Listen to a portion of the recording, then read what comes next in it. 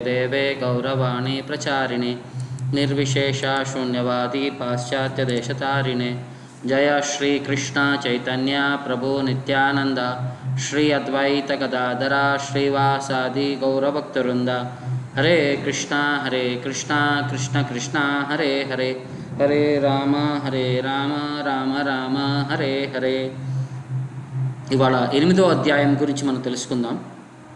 దీని సంస్కృతంలో రెండు పేర్లు చెప్తారు, తారక బ్రహ్మయోగ లేకపోతే అక్షర బ్రహ్మయోగ అని చెప్పి ఈ చాప్టర్ పేరు ఉందన్నమాట, ఈ అధ్యాయం పేరు. సో ఇందులో మొత్తం 28 వర్సెస్ ఉంటాయి. భగవంతుణ్ణి ఏ విధంగా మనం చేరుకోవచ్చు, ఎందుకంటే కింద చాప్టర్లో ప్రయాణకాలే చనిపోయేటప్పుడు మనం భగవంతుని తలుచుకుంటే మనం భగవంతుడి యొక్క ధామానికి వెళ్ళిపోతామని చెప్పి ఉందన్నమాట. సో ఇక్కడ ఈ చాప్టర్లో భగవంతుని చేరుకోవటం ఎలా, దాని యొక్క ప్రాసెస్ ఏంటి, దాని యొక్క అంటే ప్లస్ అండ్ మైనస్ ఏంటి ఆ ప్రాసెస్లో అని చెప్పి దీనికి ఎక్స్ప్లెయిన్ చేస్తున్నారనమాట. ఫస్ట్ మనం ఈ పద్యాల యొక్క ఉచ్చారణ చేద్దాం, తర్వాత చాప్టర్ యొక్క డీటెయిల్ అనాలిసిస్ చూద్దాము.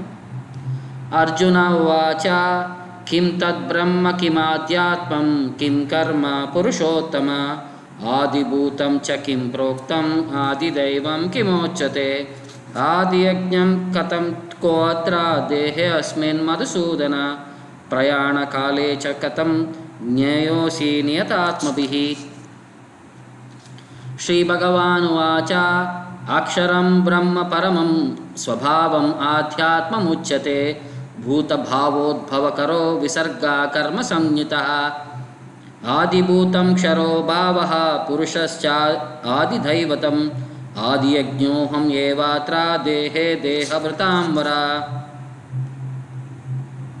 అంతకాలే చ మామేవ స్మరన్ ముక్త కలేవరం యః ప్రయాతి సమద్భావం యాతి నాస్తి అత్ర సంశయః యం యం వాపి స్మరం భావం త్యజతే అంతే కలేవరం తం తం ఏవా ఇతి కౌంతేయ సదా తద్భావ భావితాః. తస్మాత్ సర్వేషు కాలేషు మాం అనుస్మరయుద్ధ చ మయ్యర్పిత మనోబుద్ధిర్మామే వశ్యసి అసంశయః అభ్యాసయోగయుక్తేన చేతసా నాన్యగామిన పరమం పురుషం దివ్యం యాతి పార్థానుచింతయన్. కవిం పురాణాం అనుశాసితారాం అనోరణీయాంశమనుస్మరేద్యః సర్వస్సదాతారమచింత్య రూపం ఆదిత్యవర్ణం తమసః పరస్తాత్ ప్రయాణకాలే మనసాచలేన భక్త్యా యుక్తో యోగబలేన చైవ భ్రువోర్मध्ये ప్రాణమావేశ్య సమ్యక్ సతం పరం పరుషం ఉపైతి దివ్యం యదక్షరం వేద విదో వదంతి విశంతి యద్యతయో వీతరాగః యద్ ఇచ్ఛంతో బ్రహ్మచర్యం చరంతి తత్తే పదం సంగ్రహేణ ప్రవక్ష్యే. సర్వద్వారాణి సంయమ్య మనోహృది నిరుధ్య చ మూర్ధని ఆదాయ ఆత్మనః ప్రాణం ఆస్థితో యోగధారణం. ఓం ఇతి ఏకాక్షరం బ్రహ్మ వ్యాహరన్ మాం అనుస్మరం యః ప్రయాతి తజన్ దేహం సయాతి పరమాం గతిం. అనన్యచేతతా సతతం యో మాం స్మరతి నిత్యసః తస్యాహం సులభః పార్థ నిత్యయుక్తస్య యోగినః. మాముపేత్య పునర్జన్మ దుఃఖాలయమశాశ్వతం నాప్నువంతి మహాత్మానః సంసిద్ధిం పరమాం గతాః.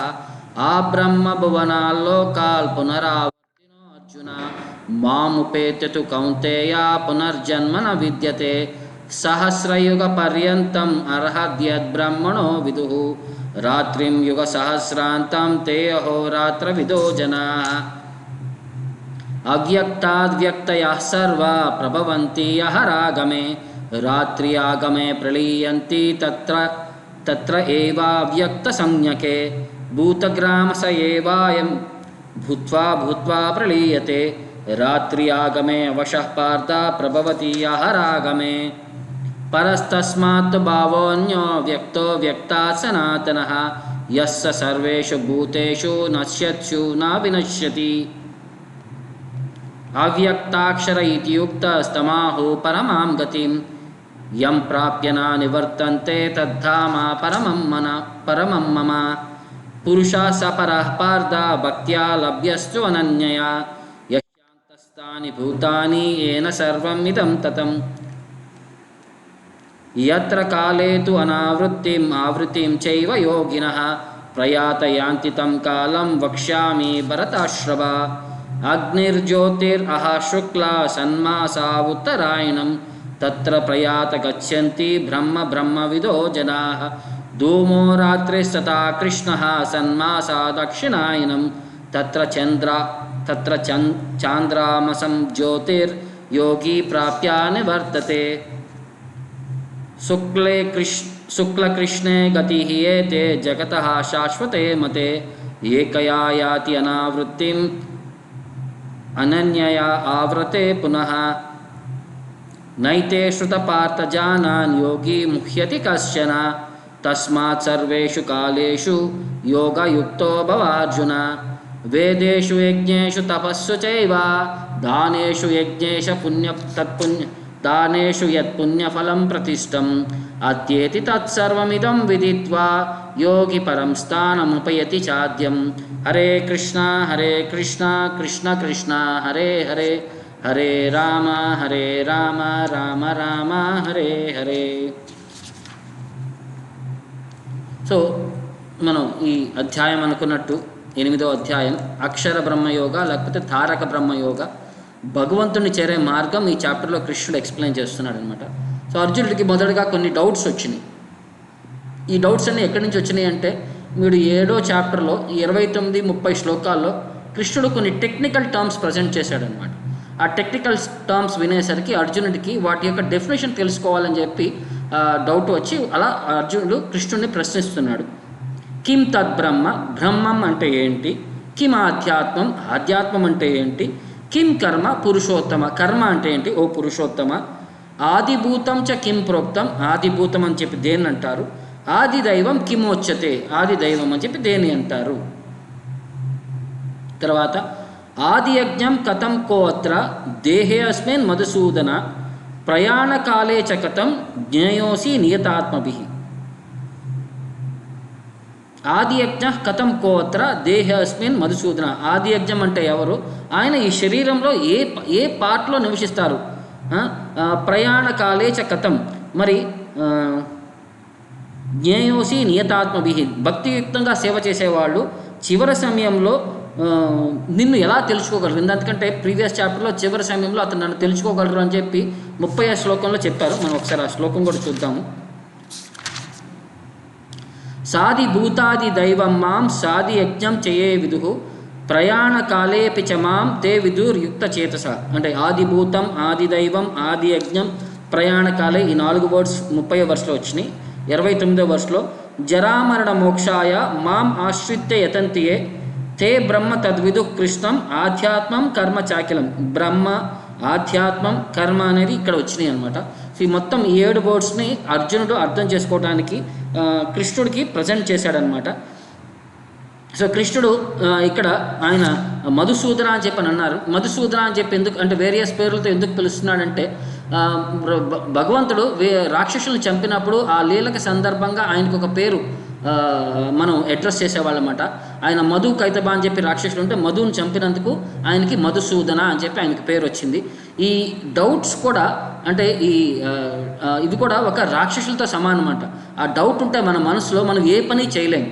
సో అలాంటి అందుకనే అర్జునుడు అడుగుతున్నాడు, నాకు సాటిస్ఫాక్షన్ రావాలంటే ఫస్ట్ ఈ మనసులో ఉండే రాక్షసులైన ఈ డౌట్స్ని మీరు చంపేయాలి. అందుకని చెప్పి మిమ్మల్ని నేను అడ్రస్ చేస్తున్నాను. మీరు ఆల్రెడీ రాక్షసుని చంపే దాంట్లో మీరు ఎక్స్పర్ట్ కాబట్టి నా మనసులో ఉండే ఈ డౌట్స్ని కూడా మీరు చంపేసి నాకు ప్రశాంతత కలిగించండి అని చెప్పి అర్జునుడు స్పెసిఫిక్గా రిక్వెస్ట్ చేస్తున్నాడు అనమాట. దానికి భగవంతుడు ఆన్సర్ చేస్తూ అక్షరం పరమం బ్రహ్మ స్వభావో ఆధ్యాత్మం ఉచ్యతే.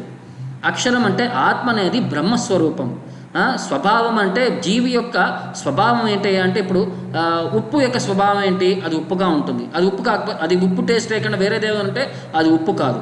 అంటే పచ్చిమిరపకాయ ఏంటి? ఘాటుగా ఉండాలి, కారంగా ఉండాలి. అది కాకపోతే అది పచ్చిమిరపకాయ కాదు.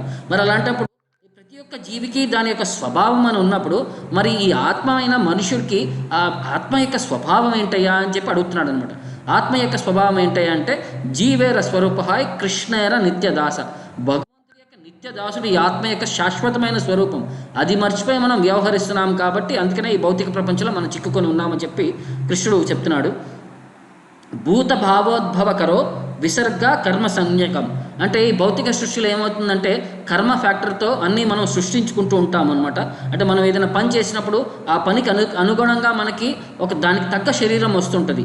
ఆ విధంగా మనం కర్మ అనే చక్రంలో బంధించబడి ఉంటున్నామని చెప్పి కృష్ణుడు ఎక్స్ప్లెయిన్ చేశాడు. తర్వాత ఆదిభూతం క్షరోభావ పురుషశ్చ ఆదిదైవతం ఆది యజ్ఞోహం ఏవత్ర దేహే దేహభృతాంబర. ఎందుకంటే భౌతిక సృష్టి కంటిన్యూస్గా చేంజ్ అవుతూ ఉంటుంది. ఎందుకంటే దీనికి షడ్వికార అని అంటారు. సృష్టిలో పుడుతుంది, పుట్టిన తర్వాత కొంచెం పెరుగుతుంది, పెరిగిన తర్వాత అంటే శాశ్వత అంటే ఒక నిలకడగా ఒక వయసు వస్తుంది, వయసు వచ్చిన తర్వాత బై ప్రోడక్ట్స్ క్రియేట్ చేస్తుంది, తర్వాత క్షీణించిపోతుంది, మరణిస్తుంది. దీన్ని షడ్వికార అని అంటారు. ఇది భౌతిక సృష్టి ఎప్పుడు కంటిన్యూస్గా వచ్చిపోతాం. ఈ శరీరం తీసుకున్నా సరే అది పుట్టిన తర్వాత నుంచి వేరియస్ స్టేజెస్ పుడుతూ ఉంది. అలాగే భౌతిక సృష్టి కూడా అలానే జరుగుతూ ఉంటుంది. తర్వాత ఈ కాస్మిక్ అంటే భౌతిక సృష్టి మొత్తం మనం చూస్తే ఈ మొత్తం కూడా భగవంతుడి యొక్క విశ్వరూపంలో ఒక వేరియస్ పార్ట్స్ కింద మనం చూడవచ్చు ఈ 14 ప్లానటరీ సిస్టమ్స్ని. తర్వాత ఆది యజ్ఞ అంటే ఎవరయ్యా అంటే భగవంతుడు అంటాడు, ఆది యజ్ఞం అంటే నేనే, పరమాత్మ రూపంలో ప్రతి ఒక్కరి హృదయంలో నేను ఉంటాను, నన్ను అక్కడ నువ్వు గుర్తించవచ్చు పరమాత్మ రూపంలో అని చెప్పి కృష్ణుడు ఆ డౌట్స్ అన్నింటిలో 7 డౌట్స్లో 6 ఇక్కడ ఆన్సర్ చేశాడనమాట. ఇంకా ఒక్కటి ఉంది, ఏంటయ్యా అంటే ప్రయాణ కాలే, చివరి సమయంలో నన్ను గుర్తు చేసుకోవటం ఎలాగా అని చెప్పి ఈ ఒక్క క్వశ్చన్కి ఎంటైర్ చాప్టర్ ఎక్స్ప్లెనేషన్ అనమాట. సో ఇక్కడి నుంచి కృష్ణుడు ఏమంటున్నాడంటే అంతకాలే మామేవ స్మరణ్ ముక్త్వా కలేవరం. అంతిమ సమయంలో మనం ఈ శరీరాన్ని వదిలేసేటప్పుడు, కలేవరాన్ని వదిలేసేటప్పుడు స్మరణ్ ముక్త్వా, భగవంతుని కనుక మనం స్మరించుకుంటే యః ప్రయాతి సమద్భావం, అతను నా ధామానికి వచ్చేస్తాడు అని చెప్పి భగవంతుడు అంటాడు. అందుకనే చనిపోయే సమయంలో ఎవరైనా చనిపోతుంటే చిన్నప్పుడు నారాయణ అనమనేవాళ్ళు, అంటే నారాయణ చూపించేవాళ్ళు అంటారు. నారాయణ పేరు అనకపోయేసరికి వాడికి నార తీసుకొని చూపించాడు, అట్లీస్ట్ ఆ విధంగా వాడు భగవంతుడి యొక్క నామాన్ని ఉచ్చరిస్తాడు అని చెప్పి. సో చిన్నప్పుడు ఇది ఒక సంస్కారం కింద పిల్లలందరికీ కూడా భగవంతుడి యొక్క పేర్లతో పెట్టేవారంట. ఆ విధంగా అయినా సరే మనం వాళ్ళని పిలుస్తూ ఆ విధంగా ఆ పేరు ఉచ్చారణ చేస్తూ మనం అదికి ఒక ఊతపదం లాగా వచ్చి చివరి సమయంలో ఆ భగవంతుడి యొక్క నామం మన నుంచి వచ్చే అవకాశం ఉంది అని చెప్పి ఆ విధంగానే అది నామకరణం చెప్పి సంస్కారం ఉండేది. ఇప్పుడు జనాలు నామకరణం యొక్క వాల్యూ మర్చిపోయి ఏ వింత పేరు పడితే ఎంత బాగుంటుంది, వెరైటీగా ఉండాలి, ఎవరికి తెలియని అంటే సంథింగ్ క్రేజీ లాగా ఆలోచిస్తారు. దాని యొక్క స్వభావం తెలియకుండా సమ్ క్రేజీ నేమ్స్ పెట్టి వాటిని పిలిస్తే వాటి యొక్క ప్రతిఫలం ఏముండదు. భగవంతుడి యొక్క నామం పెట్టడం వల్ల అది భగవంతుడి యొక్క నామాన్ని ఉచ్చరించకేసే అవకాశం ఉండటం వల్ల వాళ్ళందరికీ ఒక పుణ్యం దొరుకుతుంది. వాళ్ళు తెలియట్లేదు, ఇది ఆధ్యాత్మిక పుణ్యం. సో యాతి నాస్తి అత్ర సంశయ, ఇందులో డౌట్ ఏం లేదు. ఎవరైతే చివరి సమయంలో నన్ను తలుచుకుంటారో అతను నా ధామానికి వస్తాడు అని చెప్పి కృష్ణుడు ఎష్యూరెన్స్ ఇస్తున్నాడు. ఓకే, మరి అందరూ నేను తలుచుకోలేరు, మరి నేను తలుచుకోలేని వాళ్ళ పరిస్థితి ఏంటి అంటే ఒక జనరల్ రూల్ కృష్ణుడు ఏమంటున్నాడంటే యం వాపి స్మరం భావం త్యజతే అంతే కలేవరం. చివరి సమయంలో మనం ఏవైతే ఆలోచిస్తామో అది అంతిమ సమయంలో త్యజతే అంతే కలేవరం తం ఏవా ఇది కౌంతేవ. అతను మనసులో ఏదైతే ఆలోచిస్తున్నాడో చనిపోయే టైంలో వచ్చే జన్మలో అదే పొందుతాడు. సదా తద్భావ భావితాహ, ఆ భావాన్ని అతను వచ్చే జన్మలో పొందుతాడు, ఇందులో డౌట్ లేదు అని చెప్పి కృష్ణుడు అష్యూరెన్స్ ఇస్తున్నాడు. అంటే మనం భగవంతుని తలుచుకుంటే భగవంతుడి దగ్గరికి వెళ్ళిపోతాం, భౌతికంగా మనం తలుచుకుంటే భౌతికంగా ఈ జగత్తులోనే మనం ఉండిపోతాం. అంటే మనం చిన్న ఉదాహరణ కింద ఆలోచిస్తే మనం చాలామంది ఇళ్లలో పెద్దవాళ్ళు అయిపోయారు. ఇప్పుడు వాళ్ళకి తోడుగా ఎవరు ఉండకపోయేసరికి ఒక కుక్కనో పిల్లినో పెంచుకుంటారు. చివరి సమయంలో వాళ్ళు చనిపోయేటప్పుడు ఆ కుక్కనో పిల్లినో వాళ్ళు ఆలోచిస్తే వచ్చే జన్మలో ఆ కుక్కగానో పిల్లిగానో పుట్టాల్సి వస్తుంది. వాళ్ళు ఏదైతే ఆలోచించారో వాళ్ళు వచ్చే జన్మలో అలా పొందుతారు. బట్ వాళ్ళ కర్మానుసారం మళ్ళీ ఇంకేంటంటే బాగా పుణ్యం చేసుకుంటే ఒక గొప్ప ఇంటి వాళ్ళు కుక్క ఇంటి కింద పుడతారనమాట. కాకపోతే బాగా అంటే పాపం ఎక్కువ చేసి అంటే రోడ్డు పైన ఒక గజ్జి కుక్కలానో ఏదో అలాగా, అంటే రోడ్డు పైన ఒక 4 కుక్కలానో ఇలా పుట్టాల్సి వస్తుంది. సో ఇలాంటి మన సిచ్యువేషన్ ఉంది. మనకి శాస్త్రాల్లో పురాణాల్లో కూడా దీని గురించి ఒక స్టోరీ చెప్తారు. మనకి పద్మపురాణంలో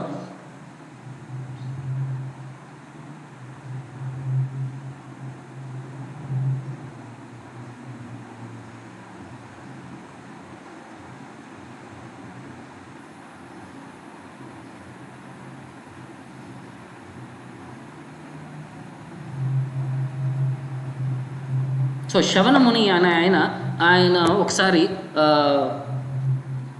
ఒక ప్యారెట్ని చూస్తాడనమాట. ఆ ప్యారెట్ చాలా మాట్లాడగలదు, చాలా అంటే మనకు తెలుసు మనకి మాట్లాడే చిలకలు ఉన్నాయని చెప్పి.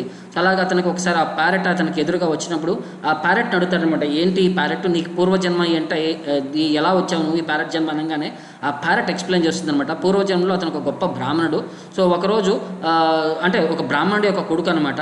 బట్ చిన్నప్పటి నుంచి చెడు సావాసంలో అతను స్కూల్కి వెళ్ళేవాడు కాదు. స్కూల్ ఎగ్గొట్టి ఆటలు ఆడుకోవటం, విద్యాబుద్ధులు నేర్చుకోలేదు. వాళ్ళ నాన్నగారు ఎంత ప్రయత్నించినా సరే అతను ఒక చెడ్డ పిల్లవాడికి అయిపోయాడు అనమాట. ఇక సొసైటీలో అందరూ కూడా అతన్ని ఎక్కిరించేవాళ్ళు, హేళన చేసేవాళ్ళు.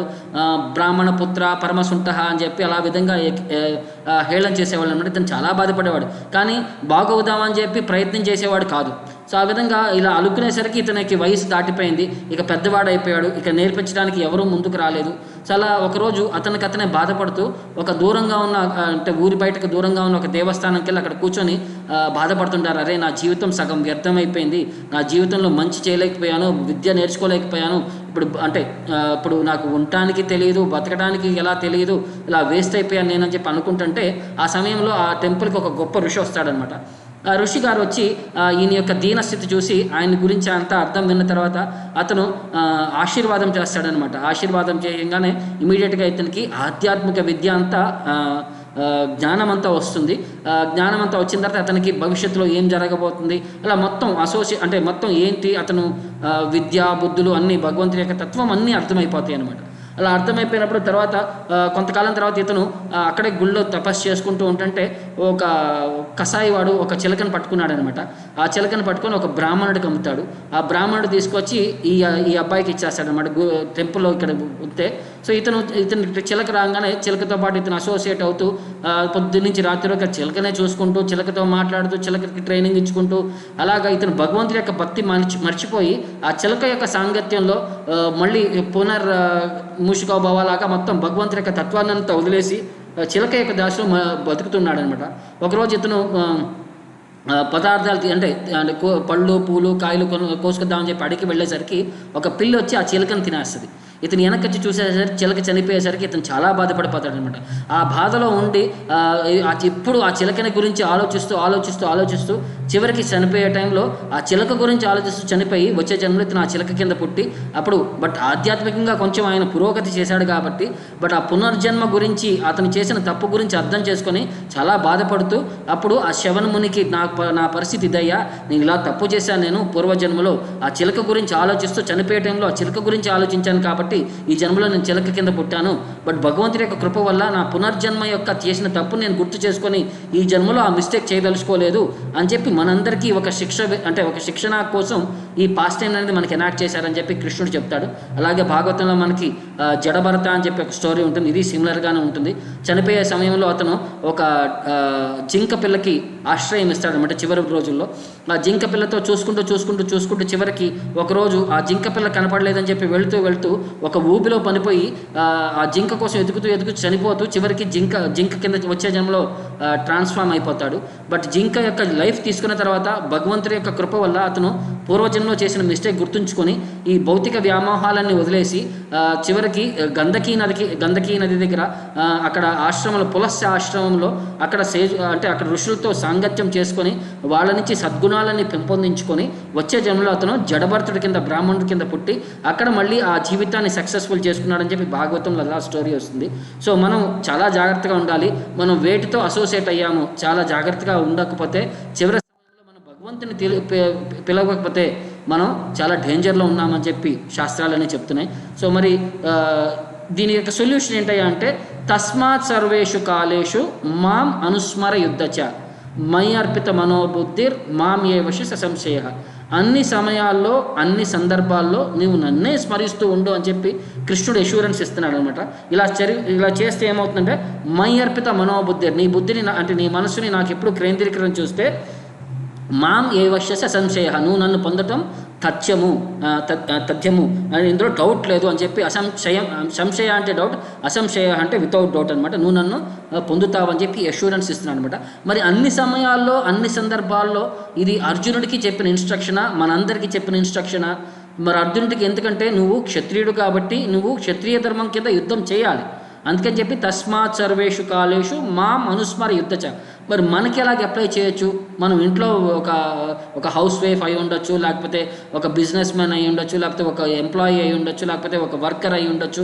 ఇలా ఏదో ఒకటి మనం మన డ్యూటీలో మనం ఎప్పుడు అంటే ఈ భగవంతుని ఎలా స్మరించుకోవడం అంటే కృష్ణుడు ఏమంటున్నాడంటే, మీరు చేసేటప్పుడు మీరు ఫిజికల్గా యాక్టివిటీ చేస్తున్నారు, మీ నోరు ఖాళీగానే ఉంది, మీ మనసు ఫ్రీగానే ఉంటుంది, మీరు స్మరిస్తూ ఉండండి, భగవంతుని యొక్క నామాన్ని ఉచ్చరిస్తూ ఉండండి, మీరు మనసులో భగవంతుని ఆ యొక్క భావాన్ని మీరు అర్థం చేసుకుంటుండండి, ఆయన కథల గురించి మీరు ఎప్పుడు నెమరు వేసుకుంటూ ఉండండి. ఈ విధంగా భగవంతుడికి అన్ని విధాలుగా కనెక్ట్ అయ్యి ఉండండి అని చెప్తున్నాడు.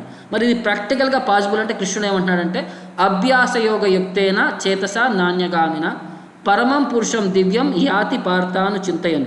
ఎవరైతే భగవంతుడి వైపు అతని మనసుని ఎప్పుడు నిమగ్నమై ఉంటారో, ఎప్పుడు స్మరించుకుంటూ ఉంటారో, అభ్యాస యోగ యుక్తైన ఈ అంటే అతను పరమం పురుషం దివ్యం అంటే దివ్యం పురుషుడికి, పరమ పురుషుడు భగవంతుడైన వైకుంఠ ప్రపంచానికి యాతి పార్థ అనుచింతని ఎప్పుడూ స్మరించుకుంటూ నువ్వు నన్ను పొందగలవు, ఇందులో సంశయం లేదు అని చెప్పి కృష్ణుడు ఎష్యూరెన్స్ ఇస్తున్నాడు. బట్ ఆ దారి నుంచి మనం డైవర్ట్ అయిపోకూడదు అని చెప్పి కృష్ణుడు అంటే నిక్కచ్చిగా చెప్తున్నాడు అనమాట. మనం భగవంతుడి యొక్క భక్తితత్వాన్ని మనం యాక్సెప్ట్ చేస్తే ఆ ప్రాసెస్ నుంచి మనం డైవర్ట్ అవ్వకూడదు. మన కమిట్మెంట్ అనేది ఎప్పుడు భగవంతుడి యొక్క నామస్మరణ వైపే మనం పెట్టాలి అని చెప్పి ఆయన ఫోకస్ చేశాడనమాట. మరి ఏ విధంగా భగవంతుని స్మరించుకోవాలి? నువ్వైతే చెప్పావు ఎప్పుడు స్మరించుకోవాలని చెప్పి, ప్రాక్టీస్ చేయమంటున్నావు. ఏ విధంగా ప్రాక్టీస్ చేయాలి అంటే కృష్ణుడు ఏమంటున్నాడంటే, కవిం పురాణం అనుశాసితారాం అనోరణీయాంశం అనుస్మరేద్య సర్వస్య దాతారమచింత్య రూపం ఆదిత్యవర్ణం తమసః పరస్తాత్. మనకి 10 విధాలుగా భగవంతుడిని ఎలా స్మరించుకోవాలని చెప్పి కృష్ణుడు చెప్తున్నాడు అనమాట. కవి ఆయనకి అన్నిటికి గురించి తెలుసు, పురాణం ఆయన చాలా పురాణమైన మనిషి, అనుశాసితారం అందరి యొక్క కంట్రోలర్ ఆయన, అనోరణీయాంశం అన్ని అంటే అణువు కంటే చిన్న అయిన వస్తువు ఆయన, అనుస్మరేర్య ఎప్పుడు ఆయనే స్మరించుకుంటాలి, సర్వస్య దాతారం అన్నిటి యొక్క మెయింటైనర్ ఆయన, అచింత్య రూపం ఆయన రూపంని మనం భౌతికంగా ఈ భౌతిక ఎలిమెంట్స్లో మనం పర్సీవ్ చేయలేమంటున్నారు. ఆయనది ఆధ్యాత్మిక శరీరం, ఆదిత్య వర్ణం ఆయనది అంటే ఆయన శరీరం సూర్యుడు లాంటి కాంతి విదజల్లుతుంది. తమసః పరస్తాత్ ఆయన తమసానికి అతీతంగా ఆయన ఉంటాడు, అంటే డార్క్నెస్కి అతీతంగా ఉంటాడు, భౌతిక ప్రకృతికి అతీతంగా ఉంటాడు అని చెప్పి ఇలా 10 విధాలుగా భగవంతుడిని స్మరించుకోవచ్చు అని చెప్పి కృష్ణుడు ఒక గైడెన్స్ ఇస్తున్నాడు అనమాట. తర్వాత ప్రయాణకాలే మనసాచలేన భక్త్యాయుక్తో యోగ బలేన చైవ భ్రువోర్మధ్యే ప్రాణం ఆవేశ్య సమ్యక్ సతం పరం పురుషం ఉపయతి దివ్యం. ఇందాక అష్టాంగ యోగ ప్రాసెస్ మనం 6వ చాప్టర్లో చూసాం కదా. సో ప్రయాణకాలే మనసాచలేన, అంతిమ సమయంలో మనసు చాలా ఫ్లక్చువేట్ అవుతూ ఉంటుందంట. అందుకని చెప్పి వాళ్ళు ఏమంటారంటే, భక్త్యాయుక్తో యోగ బలేన చైవ, యోగ బలం ద్వారా భక్తిలో మనం నిమగ్నమైపోయి భ్రువోర్ మధ్య ప్రాణం, ఈ ప్రాణాన్ని మనకి ఈ నాభి నుంచి షట్ చక్రాలు అని అంటారు, 6 చక్రాలు ఉంటాయి. ఆ ప్రాణి యొక్క లైఫ్ ఎయిర్ని పంచవాయువుని మనం ఈ 2 కనుబొమ్మల మధ్య కేంద్రీకరించి సతం పరం పురుషం ఉపయతి దివ్యం. ఈ విధంగా భగవంతుని మనం స్మరించుకుంటే భక్తియుక్త సేవ ద్వారా భగవంతుడిని అటైన్ చేయటం గ్యారంటీ అని చెప్పి కృష్ణుడు చెప్తున్నాడు అనమాట. లేకపోతే ఆధ్యాత్మికంగా చదువుకున్న మనుషులు ఏంటంటే, వేదాలు చదివిన వాళ్ళు యదక్షరం వేద విదో విదంతి, వేదాలు చదివిన వాళ్ళందరూ కూడా యదక్షరం భగవంతుణ్ణి ఓంకారంగా ద్వారా వాళ్ళు పూజిస్తూ ఉంటారనమాట. విశంతి యతయో వీతరాగ, వాళ్ళు వైరాగ్యం, గొప్ప ఋషులు వైరాగ్యం ప్రదర్శించిన సన్యాసత్వం తీసుకొని వాళ్ళందరూ కూడా భగవంతుడి యొక్క తత్వాన్ని అర్థం చేసుకుంటూ యచిత్యంతో బ్రహ్మచర్యం చరంతి, వాళ్ళు బ్రహ్మచర్యాన్ని కఠినంగా ఫాలో చేస్తూ తత్తే పదం సంగ్రహేణ ప్రవక్షే, వాళ్ళు పర్ఫెక్షన్ పొందడం కోసం భగవంతుడి యొక్క నిరాకార స్వరూపమైన బ్రహ్మజ్యోతిలోకి వాళ్ళు ఎంటర్ అవడానికి ప్రయత్నిస్తుంటారు. అది ఎలాగా అని చెప్పి నేను నీకు తత్తే పదం సంగ్రహేణ ప్రవక్ష, నేను ఇప్పుడు నీకు ఎక్స్ప్లెయిన్ చేస్తాను అని చెప్పి కృష్ణుడు అంటున్నాడు అనమాట. సర్వద్వారాన్ని సంయమ్య, నిన్న మనం అనుకున్నాం నవద్వారే పురే, ఈ శరీరంలో 9 రకాల ద్వారాలు ఉన్నాయి. సో ఆ ద్వారాలన్నింటినీ వాళ్ళు కంట్రోల్ చేసి పెడతారనమాట. మనోహృది నిరచ్యత, మనస్సుని హృదయాన్ని వాళ్ళు ఫోకస్గా పెట్టుకుంటారు. మూర్ధని ఆధ్యాత్మన ప్రాణం, ఈ ప్రాణాన్ని మన పంచవాయువులు అన్నట్టు ఆ షడ్వికారంలో ఫస్ట్ నాభి నుంచి హృదయానికి, హృదయం నుంచి కంఠం దగ్గరికి, కంఠం నుంచి ఈ పై చివరి వరకు నుదిటి వరకు తీసుకొచ్చి ఇక్కడి నుంచి వాళ్ళు బ్రహ్మ కపాలం అని అంటారు, అక్కడి వరకు తీసుకొస్తారనమాట. ఆస్తితో యోగ ధారణం, యోగా ప్రాసెస్ ద్వారా వాళ్ళు ఆ లైఫ్ ఫైర్ని ఈ చివరికి ఈ బ్రహ్మ కపాలం అనే ఏరియాకి తీసుకొచ్చి పెడతారనమాట. పెట్టి అక్కడ ఓం ఇది ఏకాక్షరం బ్రహ్మ వ్యాహరన్ మాం అనుస్మరన్. సో ఓంకారాన్ని వాళ్ళు ఉచ్చారణ చేస్తూ భగవంతుణ్ణి ఓంకార స్వరూపంగా వాళ్ళు పరిగణిస్తూ వాళ్ళు ఎప్పుడు అనుస్మరణ, వాళ్ళు ఎప్పుడు ఆలోచిస్తూ అంటే భగవంతుడి యొక్క నామాన్ని వాళ్ళు రిమెంబర్ చేసుకుంటూ ఉంటారనమాట. సో తజన్ దేహం, ఆ సమయంలో కనుక అతను శరీరాన్ని వదిలితే సయాతి పరమాం గతిన్, అతను ఆధ్యాత్మ ప్రపంచానికి చేరుకుంటాడని చెప్పి కృష్ణుడు చెప్తున్నాడు. సో అది యోగ ద్వారంలో అది అంటే ఇక్కడ 2 రకాలుగా ఆప్షన్స్ ఉన్నాయి. ఓంకారం అనేది నిరాకార స్వరూపం అనుకుంటే అతను బ్రహ్మజ్యోతిలో వెళ్ళి కూర్చుంటాడు. ఓంకారం అనేది సకార స్వరూపం, భగవంతుడి యొక్క రూపం యొక్క ఇది ఒక నిర్దేశం అని చెప్పి అనుకుంటే అతను సాక్షాత్తుగా వైకుంఠ ధామానికి వెళ్ళి కూర్చుంటాడని చెప్పి కృష్ణుడు చెప్తున్నాడు. మరి ఇది యోగయుక్త ప్రాసెస్ అనమాట. మరి భక్తియుక్త ప్రాసెస్లో ఏం చేస్తారయ్యా అంటే అనన్య చేతత సతతం యోమాం స్మరతి నిత్యసహ తస్యాహం సులభ పార్థ నిత్యయుక్తస్య యోగిన. ఎవరు డీవియేషన్ లేకుండా అనన్య చేతత ఎప్పుడు భగవంతుణ్ణే స్మరిస్తుంటారో యోమాం స్మరతి నిత్యసహ తస్యాహం సులభ పార్థ, అతనికి నేను సులభంగా నేను లభిస్తాను. నిత్యయుక్తస్య యోగిన ఎవరు, ఎందుకంటే అతను కంటిన్యూస్ ఎంగేజ్మెంట్ భక్తియుక్త ప్రాసెస్లో ఉండటం వల్ల అతను నిత్యయుక్తంగా భగవంతుడి యొక్క సేవకి అతను నిమగ్నమై ఉంటాడు అని చెప్పి చెప్తున్నాడు అనమాట.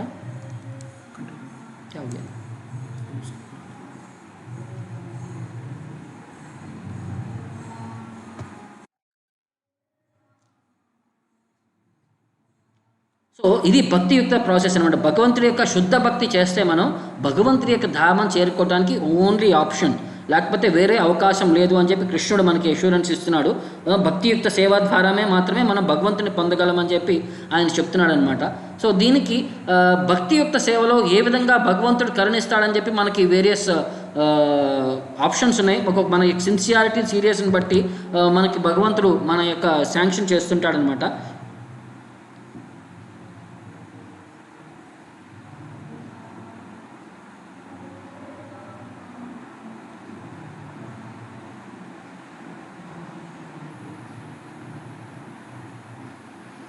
సో మధురాంతకం అని చెప్పి ఒక ఊరుంది, అక్కడ రాముల వారి టెంపుల్ ఉంటుందన్నమాట. దాన్ని ఏరికాత రామర్ అని అంటారనమాట. అంటే ఏరు అంటే మనకి చెరువు లాంటిది, చెరువుని కాపాడి భగవంతుడు రాముడే అక్కడ నుంచొని ఉన్నాడు కాబట్టి దానికి ఆయనకి ఏరికాత రామర్ అని చెప్పి ఏరుకాత పెరుమాళ్ అని చెప్పి ఆయనకి పేరు పిలుస్తారనమాట. సో అది ల్యాండ్ యొక్క విశిష్టత ఏంటంటే ఒకప్పుడు దాన్ని రామాయణం నుంచి ఉంటుందన్నమాట. సో దాన్ని వకులారణ్య క్షేత్రం అని చెప్పి కూడా పిలుస్తారు. అక్కడ గొప్ప చెట్లన్నీ ఉండేవి అనమాట.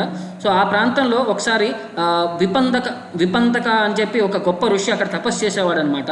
సో భగవంతుని సాటిస్ఫై చేయడం కోసం అక్కడ ఆయన కరుణాకర పెరుమాళ అని చెప్పి శ్రీభూ నీలాదేవి సమేతంగా వాళ్ళని ఆయన పూజ చేసేవాడు అనమాట, కరుణాకర పెరుమాళ్ అని చెప్పి. సో ఆ సమయంలో రాముల వారు సీతాదేవిని రావణాసురుడు ఎత్తుకుపోయాడు. లంకకి వెళ్లే దారిలో ఈ మధురాంతకం వైపు వచ్చి వెళ్తారని చెప్పి అతను అర్థం చేసుకొని రాముల వారి కోసం వెయిట్ చేస్తూ రాముల వారు ఆ ఏరియాకి రాగానే ఆయనకి అంటే సాదర స్వాగతం చేసి ఆయన ఆశ్రమానికి పిలుచుకొచ్చి కొన్ని రోజులు మీరు ఇక్కడ ఉండి మాకు సంతోషాన్ని కలిగించాలి అని చెప్పి రాముల వారిని ప్రార్థించగానే కొన్ని రోజులు రాముల వారు అక్కడ స్టే చేస్తారు. నివాసించిన తర్వాత రాముల వారు వెళ్ళాలని చెప్పి చెప్తారనమాట. అప్పుడు ఇంకొంచెం రోజులు ఉండండి అంటే లేదు, నా మిషన్ ఇప్పుడు ఉంది, రావణుని చంపాలి, సీతని మనం అంటే రావణుని యొక్క భార్య నుంచి విడిపించాలి, తర్వాత వెనక్కి వచ్చేటప్పుడు మళ్ళీ నేను వేరే అవకాశం ఇస్తాను, నీతో అసోసియేట్ చేస్తాను అని చెప్పి చెప్తూ అక్కడి నుంచి రాముల వారు ముందుకు వెళ్ళిపోయి రావణాసురుని చంపిన తర్వాత సీతాదేవిని వెనక్కి తీసుకొని వచ్చేటప్పుడు మళ్ళీ సీతాదేవితో పుష్పక విమానంలో రిటర్న్ వచ్చేటప్పుడు ఈయన ఆశ్రమం దగ్గర దిగి కొన్ని రోజులు ఆయనతో అసోసియేట్ అయ్యి అప్పుడు సీతారాముల్ని ఫస్ట్ టైం ఆయన దర్శనం చేసుకుంటారు.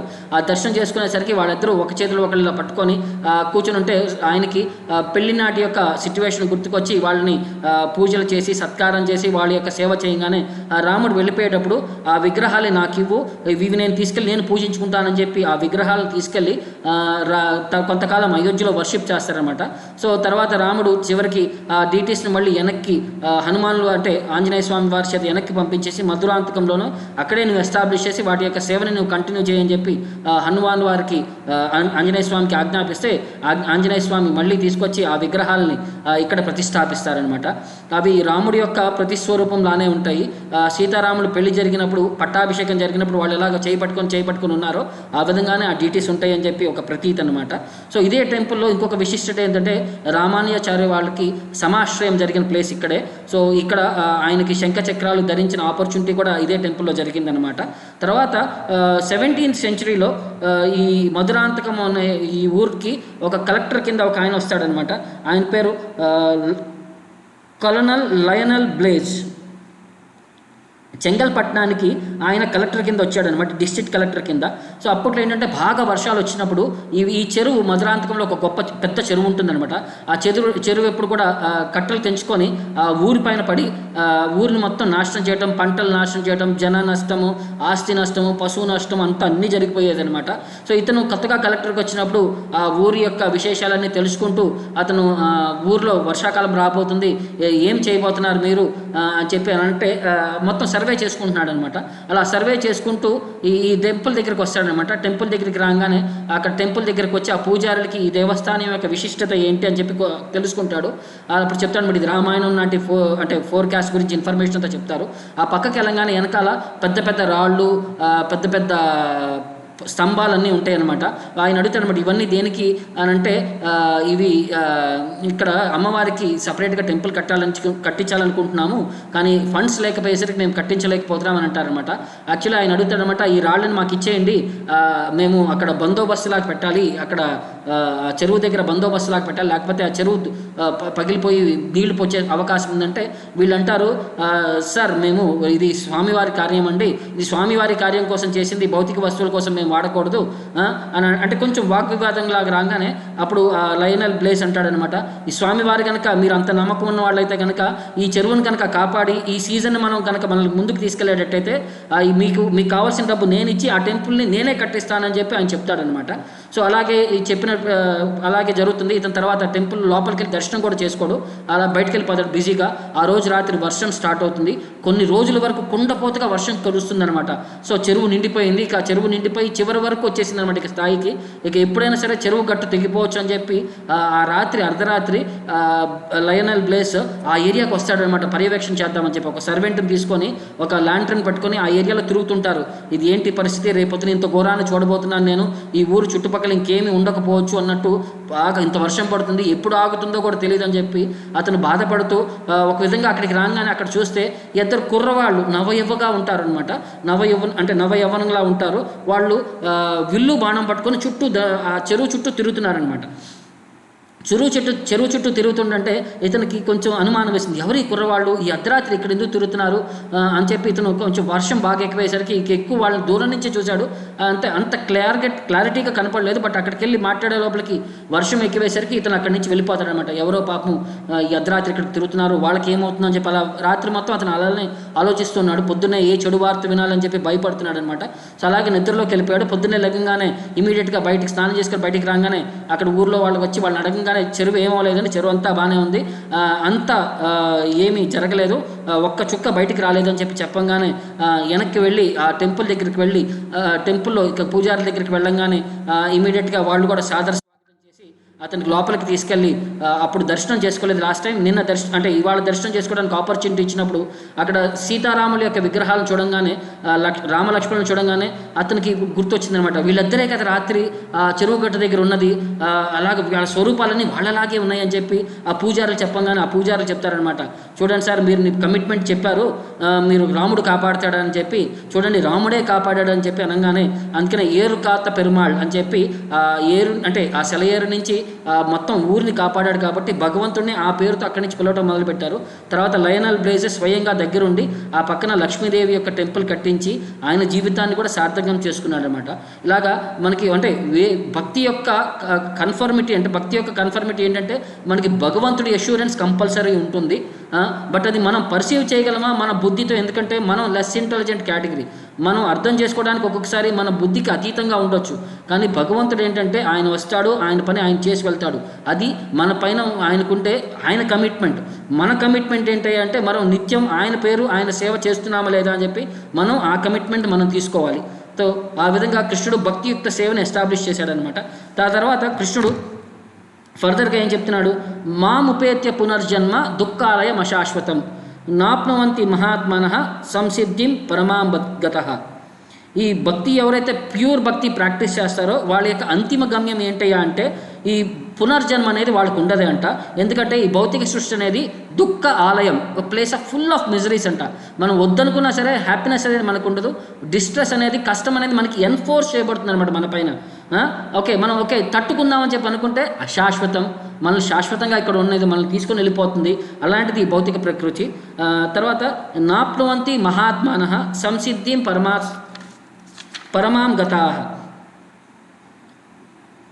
ఎవరైతే యోగా ద్వారా భక్తి ద్వారా నన్ను ప్రార్థిస్తుంటారో వాళ్ళకి, అలాంటి గొప్ప వాళ్ళకి నేను సులభంగా నన్ను పొందగలరు అని చెప్పి కృష్ణుడు అష్యూరెన్స్ ఇస్తున్నాడు. ఇప్పుడు కృష్ణుడు ఇక్కడి నుంచి ఆధ్యాత్మిక ప్రపంచానికి భౌతిక ప్రపంచానికి గల వ్యత్యాసం ఏంటని చెప్పి ఆయన ఎక్స్ప్లెయిన్ చేస్తూ, ఆ బ్రహ్మ భువనాల లోకాలు పునరావర్తనం అర్జున. మనం బ్రహ్మలోకం నుంచి పాతాళ లోకం వరకు ఎక్కడికి వెళ్ళినా సరే పైనుంచి కిందకి 84 లక్షల జీవరాశిలో కొట్టుకుని పోతూ ఉంటాం మన కర్మానుసారం. పునరావర్తన, మళ్ళీ రావాల్సిందే పైకి కిందకి. మాముపేత్యతో కౌంతేయ పునర్జన్మ నా విద్యతే. బట్ నన్ను ఒక్కసారి పొందితే మళ్ళీ పునర్జన్మ అనేది నీకు ఉండదు అని చెప్పి కృష్ణుడు అష్యూరెన్స్ ఇస్తున్నాడు. మరి భౌతిక సృష్టిలో ఎలా ఉంటుంది అంటే సహస్రయుగ పర్యంతం అర్హద్యత్ బ్రహ్మణో విదుహు. బ్రహ్మ యొక్క ఒక్క రోజులో 12 గంటల్లో 1000 మహాయుగాలు ఉంటాయంట. ఒక్క మహాయుగం అంటే సత్య, ద్వాపర, త్రేత, కలియుగ. ఈ 4 యొక్క వయోపరిమితి ఎంత అయ్యా అంటే 43,20,000 సంవత్సరాలు ఇంటూ 1000 బ్రహ్మ యొక్క డే టైం. అంతే సమయం బ్రహ్మ యొక్క రాత్రి సమయం అనమాట. సో అలాగా బ్రహ్మ యొక్క ఒక్క రోజు ఇది 24 గంటలు ఉంటే 43,20,000 ఇంటూ 2000 అది బ్రహ్మ యొక్క 24 అవర్స్ కెపాసిటీ. అలాగా 365 రోజులు బ్రహ్మ యొక్క 100 సంవత్సరాలు ఇలాగ భౌతిక సృష్టి అనేది ఉంటుంది. ఇంత సమయం అది పైకి కిందకి మనం కొట్టుకుంటూ ఉంటాం. తర్వాత అవ్యక్తాద్వ్యక్తయ సర్వ ప్రభవంతి అహరాగమే. బ్రహ్మ యొక్క రోజు వచ్చినప్పుడు సృష్టి మొదలవుతుందంట. బ్రహ్మ యొక్క రాత్రి వచ్చినప్పుడు సృష్టి మొత్తం మళ్ళీ అంతమైపోతుంది. రాత్రి ఆగమే ప్రళీయంతే తత్ర ఏవ అవ్యక్త సమ్యకే. అప్పుడంతా కూడా మొత్తం నీటి ప్రళయంగా మునిగిపోతుంది. బ్రహ్మ యొక్క డేలో అన్ని యాక్టివిటీస్ జరుగుతుంటాయి. బ్రహ్మ యొక్క రాత్రి అదే 1000 సంవత్సరాల సమయంలో, అంటే 1000 మహాయుగాల సమయం, రాత్రి సమయం, అప్పుడంతా నీళ్ళలో మునిగిపోయి ఉంటుంది అని చెప్తున్నాడు అనమాట. భూతగ్రామస ఏవాయం భూత్వా ప్రళీయతే రాత్రి ఆగమే అవశః పార్థ ప్రభవతి అహరాగమే. అలాగే ఈ సృష్టి ఏంటంటే పొద్దున్నే డే వచ్చినప్పుడు క్రియేట్ అవ్వటం, తర్వాత రాత్రి వచ్చినప్పుడు హెల్ప్లెస్గా డిజాల్వ్ అయిపోవటం, ఇది కంటిన్యూస్గా ఇలా జరుగుతూ ఉంటుంది. ఈ భౌతిక సృష్టి అనేది కంటిన్యూస్గా ఇలా జరుగుతుంటుంది అని చెప్పాడు. బట్ పరస్తస్మాత్ భావాన్యో వ్యక్తో అవ్యక్తాత్ సనాతన. బట్ ఈ భౌతిక సృష్టికి అతీతంగా సృష్టి ఉంది ఏంటయ్యా అంటే అది సనాతన ధామం, అది ఎటర్నల్ ధామం. పరస్తస్మాత్ భావాన్యో అది భౌతికంగా మనకి అవ్యక్త రూపంలో ఉంది. ఇక్కడ మనం ఆ సృష్టి గురించి మనం అర్థం చేసుకోలేము. యస్స సర్వేషు భూతేషు నశ్యత్సు నా వినశ్యతి. ఈ సృష్టి మొత్తం నాశనమైనా సరే అక్కడ ఏమీ డిజాల్వ్ అవ్వదు, ఆ పార్ట్ అలానే ఉంటుంది అని చెప్పి భగవంతుడు అంటున్నాడు. సో ఆ ప్రకృతి భౌతిక అదే ఆధ్యాత్మిక లోకం ఎలా ఉంటుందయ్యా అంటే అవ్యక్తాక్షర ఇది యుక్త తమాహు పరమాం గతిం. అది అల్టిమేట్ గమ్యం అన్నమాట. అవ్యక్తాక్షర అంటే అది అన్మానిఫెస్టెడ్ ఇన్ఫాలిబుల్ అనే అది మనకి తెలియదు ఆధ్యాత్మిక ప్రపంచం ఎలా ఉంటుందనేది. అది అంతిమ గమ్యం, సుప్రీం డెస్టినేషన్ అని అంటారు. యం ప్రాప్య నా నివర్తంతే తద్ధామ పరమం మమ. ఒక్కసారి ఆ ధామానికి చేరిన వాళ్ళు మళ్ళీ భౌతిక సృష్టిలో మళ్ళీ పునర్జన్మ అనేది వాళ్ళకు ఉండదు అని చెప్పి కృష్ణుడు చెప్తున్నాడు అనమాట. సో పురుష స పరః పార్థ భక్త్యా లభ్యస్తు అనన్య యశాంతస్థాని భూతాని ఏన సర్వం ఇదం తతం. మరి ఆ ఆధ్యాత్మిక ప్రపంచాన్ని ఎవరు పొందగలరా అంటే భక్త్యా లభ్యస్తు అనన్య. అనన్యమైన భక్తి ద్వారా మాత్రమే భగవంతుడి యొక్క ఆ ధామాన్ని మనుషులు పొందగలరు, వేరే అవకాశం ద్వారా వాళ్ళు పొందలేరు అని చెప్పి కృష్ణుడు చెప్తున్నాడు. ఆయన ఆయన ఆయన ఆ ధామంలో ఎప్పుడూ నివసిస్తూనే ఉంటాడు. బట్ ఆయన శక్తి అంతా కూడా అన్ని చోట్ల పర్వేడ్ అయి ఉంది. ఆయన గోలోక ఏవ నివసతి అఖిలాత్మభూత. ఆయన ఆధ్యాత్మ వైకుంఠంలో ఉంటాడు. ఈ భౌతిక ప్రపంచంలో ప్రతి ఒక్కరి హృదయంలో పరమాత్మ కింద ఉంటాడు. అలాగే అన్ని చోట్ల ఆయన ఎక్స్పాండ్ అయి ఉంటాడు. ఆ ధామాన్ని మాత్రం ఎవరు పొందగలరా అంటే భక్త్యా లభ్యస్తు అనన్యమైన భక్తి ద్వారానే మాత్రం ఒకళ్ళు ఆధ్యాత్మిక ప్రపంచాన్ని పొందగలరు అని చెప్పి కృష్ణుడు ఎష్యూరెన్స్ ఇస్తున్నాడు. యత్ర కాలేతు అనావృత్తిం ఆవృత్తిం చైవ యోగినః ప్రయాత యాంతి తం కాలం వక్ష్యామి భరత ఋషభ.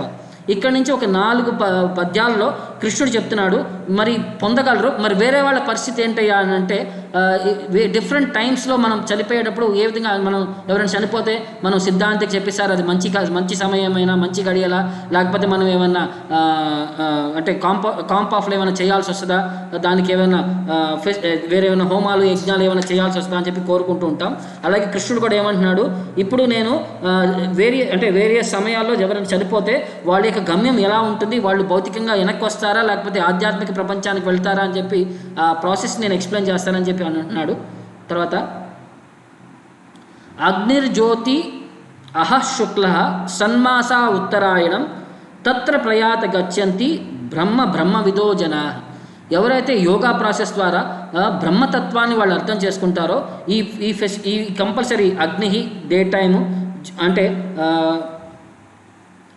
డే టైంలో సూర్యరశ్మి ఉన్నప్పుడు ఒక మంచి ఆస్పీషియస్ సిట్యువేషన్ ఉన్నప్పుడు చంద్రుడు పౌర్ణమి వైపు ఉన్నప్పుడు షణ్మాసం ఉత్తరాయణంలో కనుక చనిపోతే ఇవన్నీ కలిపి కాంబినేషన్లో ఉంటే అతను బ్రహ్మజ్యోతిని పొందగలడు. వీటిలో ఏ ఒకటి లెస్ అయినా సరే అతను బ్రహ్మజ్యోతిని పొందలేడు అని చెప్తారనమాట. తర్వాత ధూమో రాత్రి తథా కృష్ణ సన్మాస దక్షిణాయనం తత్ర చంద్రామసం జ్యోతిర్ యోగి ప్రాప్య నివర్తతే. ఎవరైతే రాత్రి సమయంలో పొగ ఉండే సిట్యువేషన్లో అంటే చంద్రుడు అమావాస్య టైంలో అంటే 15 రోజులు అమావాస్యకి క్షీణిస్తూ ఉంటాడు. తర్వాత దక్షిణాయనంలో కనుక సూర్యుడు తెరుస్తుంటే ఆ సమయంలో అతను చనిపోయిన వాళ్ళు వైకుంఠ ధామానికి లేకపోతే బ్రహ్మజ్యోతికి వెళ్ళరు. వాళ్ళు బాగా పుణ్యం చేసుకుంటే ఎక్కడికి వెళ్తారయ్యా అంటే వాళ్ళు చంద్రగ్రహానికి వెళ్తారు అని అంటారనమాట. శుక్లకృష్ణే గతి హీయతే జగత శాశ్వతే మతి ఏకయా యాతి అనావృత్తిం అనన్యయ ఆవృతే పునః. అంటే ఈ వేదాల ప్రకారం ఈ 2 విధాలుగా భౌతిక సృష్టి నుంచి పాస్ అయ్యే అవకాశం ఉందన్నమాట. ఒకటి లైట్లో, ఇంకొకటి డార్క్నెస్లో. అయితే ఎవరైతే లైట్లో పాస్ అవుతారో అతను వెనక్కి రాడు, ఎవరైతే డార్క్నెస్లో పాస్ అవుతాడో అతను వెనక్కి వచ్చేస్తాడని చెప్తున్నారనమాట. సో తర్వాత ఏమంటే మరి భక్తుల పరిస్థితి ఏంటయ్యా, మరి ఈ 2 గతుల్లో అతను భక్తులు ఏ గతి ఫాలో అవ్వాలంటే అప్పుడు నైతే శృతి పార్థ జానాన్ యోగి ముహ్యతి కశ్చన తస్మాత్ సర్వేషు కాలేషు యోగయుక్తో భవార్జున. అంటే ఎవరైతే భక్తియుక్త సేవ ద్వారా తస్మాత్ సర్వేషు కాలేషు అన్ని సమయాల్లో అన్ని సందర్భాల్లో యోగయుక్త భక్తియుక్త దేవ ద్వారా నన్ను ఎవరైతే సేవిస్తుంటారో ఓ అర్జున అతనికి ఈ సమయానికి వ్యత్యాసం లేదు. అతను ఎప్పుడు చనిపోయినా సరే అతను ఎప్పుడు నన్ను తలుచుకుంటూ ఉంటాడు కాబట్టి అతను యశువుడుగా నా ధామానికి వస్తాడని చెప్పి చెప్తారనమాట. ఇంకొక ప్రాసెస్ ఇంకొక శ్లోకం ఉంటుంది మనకి వరాహ పురాణంలో, దాన్ని కోట్ చేస్తూ మనకి శాస్త్రాల్లో చెప్తారు. మనం మన డ్యూటీ చేస్తాము, మనం మర్చిపోయినా సరే చివరి సమయంలో భగవంతుడు అంటాడంట నేను నిన్ను గుర్తు చేసుకొని నిన్ను నా ధామానికి నేను తెచ్చుకుంటానని చెప్పి కృష్ణుడు అష్యూరెన్స్ ఇస్తున్నాడు అనమాట. ఆ విధంగా మనకి భక్తి యొక్క సిన్సియారిటీని మనకి చెప్తున్నాడు అనమాట. ఆ శ్లోకాన్ని కూడా నేను చెప్తాను. నేను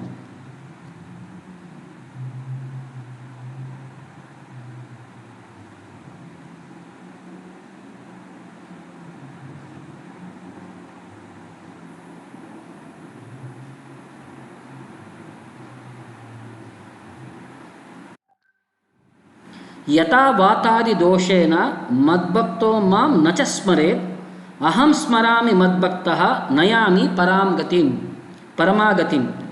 యథా వాతాది దోషేన అంటే మనకి కపాపిత్త వాయు అనేది 3 దోషాలు ఉంటాయి అన్నమాట. సో వాతం దోషం ఉంటే మనకి మాట రాదు, చివరిలో గుర్ర అని చెప్పి సౌండ్ వస్తూ ఉంటుంది అనమాట. మద్భక్తో మాం నచ స్మరేత్ నా భక్తులు నన్ను స్మరించలేకపోతే అహం స్మరామి మద్భక్తః నేను నా భక్తుడిని నేను స్మరించుకుంటాము. నయామి పరమాం గతిం నా నా నా ఆధ్యాత్మిక ధామాన్ని నేను తెచ్చుకుంటాను నా భక్తుడిని అని చెప్పి ఇది కృష్ణుడు వరాహ పురాణంలో మనకి అష్యూరెన్స్ ఇస్తున్నాడు మనకి. సో ఇంత అష్యూరెన్స్ ఇచ్చిన తర్వాత మనం ఇంకేం చేయాలయ్యా అని చెప్పి ఇంకేం అనుకోవద్దు. భక్తియుక్త సేవే మనకి ఇంకా ఒక్క ఆప్షను, ఇంకా వేరే ఆప్షన్ మనకి లేదని చెప్పి మనం ఈ భగవద్గీత అర్థం చేసుకోవాలి.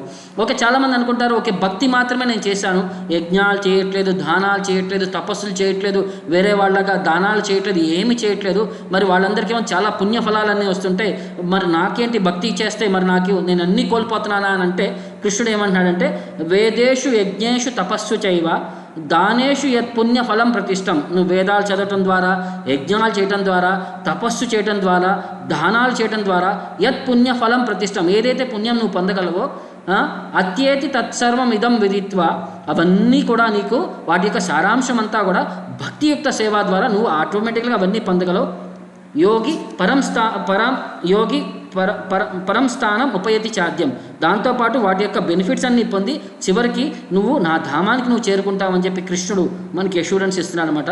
సో భక్తి చేయడం ద్వారా మనమేమి లూజర్ కాదు, we are the gainer in all extents అని చెప్పి కృష్ణుడు మనకి అష్యూరెన్స్ ఇస్తున్నాడు ఇక్కడ మనకి.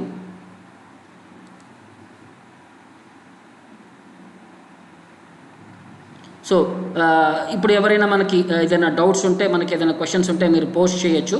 సో దాన్ని బట్టి చెప్తాము. సో చివరికి ఒక చిన్న స్టోరీ చెప్తాం, కలియుగంలో యొక్క మెంటాలిటీ ఎలా ఉంటుంది అని చెప్పి మనకి మహాభారతం ద్వారా మనకు ఒక చిన్న స్టోరీని రిలేట్ చేస్తారు.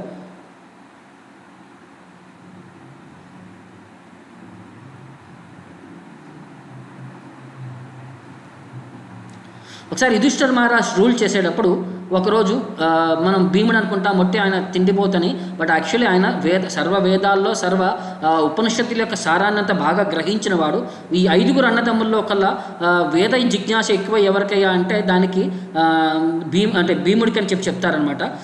ఆయన ఒకరోజు అందరి యొక్క డౌట్లు తీరుస్తుంటే ఒకరోజు ఒక మనిషి వచ్చి చెప్తాడనమాట, ఇలాగా సార్ నాకు పొలానికి కంచెం వేసామండి, అది ప్రతిరోజు అటు ఇటు మూవ్ అవుతుంటుంది, ప్రతిరోజు పక్క వాళ్ళ కంచెలోకి వెళ్ళిపోతూ ఉంది, పక్క వాళ్ళకి ఆటోమేటిక్గా ముందుకు వెళ్ళిపోతుంది అని అంటాడు అనమాట.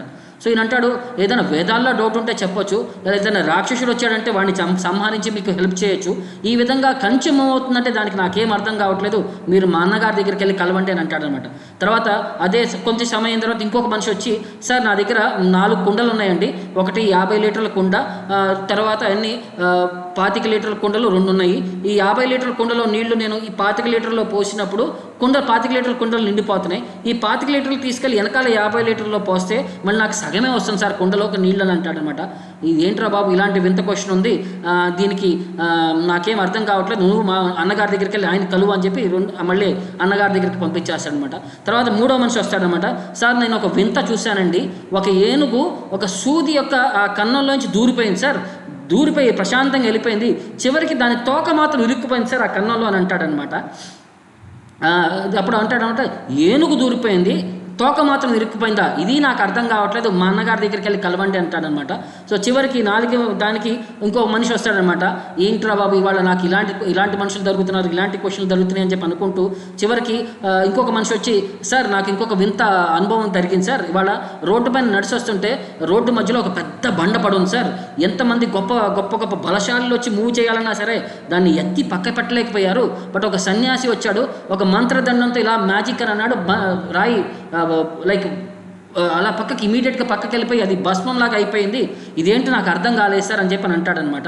అప్పుడు మళ్ళీ అంటాడు నాకు ఏం తెలియట్లేదు, మా అన్నగారి దగ్గరికి వెళ్తాము, ఆయనే క్లారిఫై చేసుకుందామని చెప్పి ఆయన దగ్గరికి వెళ్ళి చెప్పగానే యుధిష్ఠిర మహారాజు అందరి దగ్గర మాటలు విన్న తర్వాత ఆయన అంటాడు ఏమి లేదయ్యా, ఇది కలియుగం యొక్క ప్రభావం మొదలైపోయింది, దానివల్ల ఈ ప్రాబ్లమ్స్ అని మనం చూస్తున్నాము అని అంటాడు అనమాట. ఫస్ట్ థింగ్ ఏంటంటే ఇది కంచి ఆటోమేటిక్గా కదిలిపోతుంది ఏంటయ్యా అంటే ఆ మనస్తత్వంలో ఏం ఎక్స్ప్లెయిన్ చేస్తాడంటే కలియుగంలో ఏంటంటే మనకున్న దాంట్లో సంతృప్తి కాదు, మనం పక్కన వాళ్ళ కోసం ఏ విధంగా సరే బెగ్ బారో స్టీల్ అన్న ఉద్దేశంలో నా దగ్గర ఉన్న దాన్ని సంతోషించను, పక్కనోడి ప్లేట్లో ఎక్కువ ఉందే నాకు లేదని చెప్పి మనం ఎప్పుడు ఏడుస్తుంటామంట. సో ఆ విధంగా ఎప్పుడు కూడా మనం బాధపడుతుంటామని చెప్పి అది నిదర్శనం, ఏదో విధంగా వాడిది దిగి నాకు కావాలి, ఏదో ఒక విధంగా చేయాలి, బెగ్ బారో స్టీల్ అన్న భావంలో మనం చేయాలి అని చెప్పి ఫస్ట్ దాని యొక్క నిదర్శనం. రెండవది వచ్చేసరికి మనం కలియుగంలో అందరికీ చాలా ప్రేమ పంచుతూ ఉంటాము, బట్ మనం పంచిన ప్రేమలో మనం అవతల వాళ్ళ వైపు నుంచి ఓన్లీ 50% ఎక్స్పెక్ట్ చేయొచ్చు అంట, 100% మనం ఎక్స్పెక్ట్ చేయలేమంట. మనం 100% చూపించినా సరే అవతల వాళ్ళని ఓన్లీ 50% వెనక్కిస్తారు, అందులో డౌట్ లేదని చెప్పి మళ్ళీ యుధిష్ఠిర మహారాజు చెప్తున్నాడు అనమాట. తర్వాత మూడవది వచ్చేసరికి మనం ఏనుగు దాటిపోతుంది సూది యొక్క కన్నంలోంచి, బట్ తోక ఇరుక్కుపోయింది ఏంటి అని అంటే ఈ భౌతిక అంటే ఈ కలియుగంలో ఏంటంటే జనాలు స్వయంగా ఖర్చు పెట్టుకోవడానికి, డబ్బులు సంపాదించినవి అన్ని ఖర్చు పెట్టుకోవడానికి చాలా ప్రయత్నిస్తారు, చాలా స్పెండ్ చేస్తారు. ఎవరైనా వచ్చి సార్ ఒక టెంపుల్లో గుడి కడుతున్నాము, అయితే స్వామివారి సేవకి డొనేషన్ ఇవ్వండి అంటే అప్పుడు ఇరుక్కుపోద్దంట జేబు. అంటే భక్తి సేవకి డబ్బులు ఇవ్వడానికి ఎవరు ముందుకు రారండి. స్వయంగా ఖర్చు పెట్టుకోవడానికి, స్వయం అంటే సెన్స్ గ్రాటిఫికేషన్ కోసం వాళ్ళు ఖర్చు పెట్టడానికి చాలామంది రెడీగా ఉంటారు. బట్ భగవంతుడి పేరు చెప్పగానే డొనేషన్ ఇవ్వడానికి వాళ్ళు చాలా బాధపడతారు, అది జేబు ఇరుక్కుపోతుంది అని చెప్పి, అది ఏనుగు తోక ఇరుక్కుపోయిందని చెప్పడానికి నిదర్శనం అని అంటారు. నాలుగోది వచ్చేసరికి మనకి కలియుగంలో ఈ రాయి అలా పక్కకు పటాపంచలు అవటం ఏంటయ్యా అంటే మనం చేసిన పాపాలన్నీ కూడా ఏ ప్రాసెస్ చేసేదారు, యోగా, ధ్యాన, జ్ఞాన ఇవన్నీ కూడా మన యొక్క కర్మల్ని మనం క్లీన్ చేయలేమంట. బట్ ఒక గొప్ప భక్తుడి యొక్క సాంగత్యం వల్ల, భక్తియుక్త సేవ ద్వారా ఈ కర్మలన్నీ కూడా మనం పటాపంచలు చేసేయచ్చు, భస్మం చేసేసి మనం భక్తిలో ముందుకు వెళ్ళొచ్చు అని చెప్పి కృష్ణుడు నామమాత్రం ద్వారానే మనం భక్తియుక్త సేవలో వెళ్ళగలం అని చెప్పి మనకి అష్యూరెన్స్ ఇస్తున్నాడు. అది ఈ కలియుగంలో మనం చాలా జాగ్రత్తగా ఉండాలి. ఎందుకంటే మనకు ఉన్నదే షార్ట్ లైఫ్ స్పాన్, 100 years అనుకున్నాం, ఇప్పుడు 100 కూడా అష్యూరెన్స్ లేదు. ఎప్పుడు ఏ సమయంలో చనిపోతామో అని చెప్పి మనకి గ్యారంటీ లేదు. కాబట్టి ఉన్న సమయాన్ని మనం ఫుల్ పర్ఫెక్షన్ యూటిలైజ్ చేసుకోవాలంటే భగవంతుడి యొక్క భక్తి మాత్రమే మనకి ఆప్షన్. అది మంచి భక్తుల యొక్క సాంగత్యంలో చేయగలిగితే అప్పుడు మనం going back home, back to గాడెడ్ అనేది గ్యారంటీడ్ అని చెప్పి మనకి శాస్త్రాలు చెప్తున్నాయి మనకి. సో ఇవాళకి నా క్లాస్ స్టాప్ చేస్తాను. కొన్ని క్వశ్చన్లు వచ్చినాయి ఇక్కడ, వీళ్ళు అడ్రస్ దీస్ క్వశ్చన్స్ అనమాట. How to control the mind when we are chanting. ఇప్పుడు మైండ్ని కంట్రోల్ చేయాలంటే అందుకనే కృష్ణుడు ఏమంటున్నాడు, అభ్యాస, by practice we can control the mind. ఆ ప్రాక్టీస్ అనేది ఎలా వస్తుందంటే మనకి అసోసియేషన్ ద్వారా, అంటే ఏ విధంగా అసోసియేట్ చేయాలంటే ప్రభుపాదుల వారి ఇన్స్ట్రక్షన్స్ మనం బుక్స్ని చదువుతూ, జపం చేసేటప్పుడు యొక్క మనస్తత్వాన్ని మనం ఆ మూడ్ని మెయింటైన్ చేస్తూ, కృష్ణుడి వైపు అంటే ఇప్పుడు మనం కమిట్మెంట్ ఇచ్చామనుకోండి, ఎవరి కోసమో మనం వెతుకుతుంటాం. ఎవరైనా వచ్చి మధ్యలో డిస్టర్బ్ చేస్తే నన్ను డిస్టర్బ్ చేయొచ్చు, నేను పనిలో ఉన్నాను, నాకు చాలా సీరియస్గా ఉందని చెప్పి మనం ఎంత కమిట్మెంట్ తీసుకుంటామో, అలాగే మనం కూడా మనం భక్తి సేవ చేసేటప్పుడు మనం ఆ కమిట్మెంట్ తీసుకోవాలన్నమాట. అప్పుడు మాత్రమే మనకి అష్యూరెన్స్ ఉంటుంది, మనకు ఆ డిటర్మినేషన్ వస్తుంది. అది అసోసియేషన్లో మనం పొందగలం, వేరే ఆపర్చునిటీ రాదు అని చెప్తున్నారు. తర్వాత భక్తియుక్త సేవ అంటే ఏవేమి వస్తాయి ప్రభుజీ. భక్తియుక్త సేవ అంటే భగవంతుణ్ణి మనం కమిట్మెంట్ అనమాట. ఇప్పుడు ఒక పిల్లవాడికి తల్లి ఎలా సేవ చేస్తుంది, ఒక స్పాంటేనియస్ సేవ చేస్తుంది. అంటే నేను ఏమీ ఎక్స్పెక్ట్ చేయకుండా రేపొద్దున వాడు పెద్దవాడై నన్ను చూసుకోవాలని చెప్పి ఒక భావము అవి ఏమీ లేకుండా నా కొడుకుకి స్పాంటేనియస్, పిల్లవాడు ఏడవంగానే తల్లి ఇమీడియట్గా పరిగెత్తుకొస్తుంది అనమాట, వాడికి ఏ ఆకలైందో లేకపోతే ఏదైనా పురుగు కుట్టిందా అని చెప్పి చూసుకోవడానికి. ఆ విధంగానే మనం భగవంతుడికి ఆ న్యాచురల్ అట్రాక్షన్ మనకి ఆటోమేటిక్గా అటువైపు వెళ్ళాలి. అది కరెంట్గా మనం అది ఎక్స్పీరియన్స్ చేయాలంటే, మనకి అది ఆటోమేటిక్గా రావాలి అంటే మనం ప్రాక్టీస్ చేయాలి ఆ భావంలో. సో భక్తియుక్త అనేది అంటే వ్యభిచారి అంటే చెప్తారు, అవ్యభిచారి భక్తి అని చెప్పని అంటారనమాట. తర్వాత భగవద్గీతలో వ్యభిచారి అంటే 100 మంది కనెక్ట్ అయినట్టు, అవ్యభిచారి అంటే భగవంతుడు తప్ప ఇంకెవరికి కనెక్ట్ అవ్వకుండా ఉండటం అనమాట. అలాంటి మూడు మనం ఎక్స్ప్రెస్ చేయాలి, అది భక్తియుక్త సేవ అంటే. తర్వాత a non devotee if he leaves the world in Uttarayana day time etcetera does he reach Vaikuntha. So అతని యొక్క మనస్తత్వం బట్టి ఉంటుందండి. అతను భక్తుడు కాకపోయి ఉండొచ్చు, బట్ ఆ సమయంలో అతని మనసులో ఏం పోతుంది, ఒక మంచి ముహూర్తం పొందితే కనుక, మంచి ముహూర్తం మంచి సిచ్యువేషన్లో ఉన్నప్పుడు మంచి అవకాశం ఉంది. కానీ ఆయన మనసులో ఆ టైంలో ఏమైంది, ఏం జరుగుతుందనేది మనం తెలుసుకోలేం కాబట్టి మనకు తెలియదు. ఎందుకంటే జనరల్గా ఋషులు అంటే గొప్ప ఆచార్యులు అంతా ఏం చెప్తారంటే, మనం చనిపోయే సమయంలో లాస్ట్ 30 secondsలో మనం చేసిన జీవితంలో ఈవెంట్స్ అన్నీ కూడా ఒక సినిమాలాగా మనకు కనబడుతుందంట. ఆ సినిమాలా కనపడినప్పుడు మనం ఏదో ఒక స్లైడ్కి మనం ఒక సీన్కి కనెక్ట్ అయిపోతే జనరల్గా అది వచ్చే జన్మలో మనం పొందుతాం. సో భగవంతుడి అది అంటే మంచి సిచ్యువేషను ప్లస్ అతని యొక్క స్మరణ కూడా భగవంతుని కనుక ఆ టైంలో అతను చేయగలిగితే assured that he will go back to Vaikuntha. తర్వాత service is only for boys and only girls are not allowed. Sir అంటే ఇప్పుడు హరే కృష్ణ, డివోటీస్ అసోసియేషన్ దొరకటం లేదంటే స్పిరిచువల్ లైఫ్లో మనం ఏమన్నా అఫెన్స్ చేసినట్ట?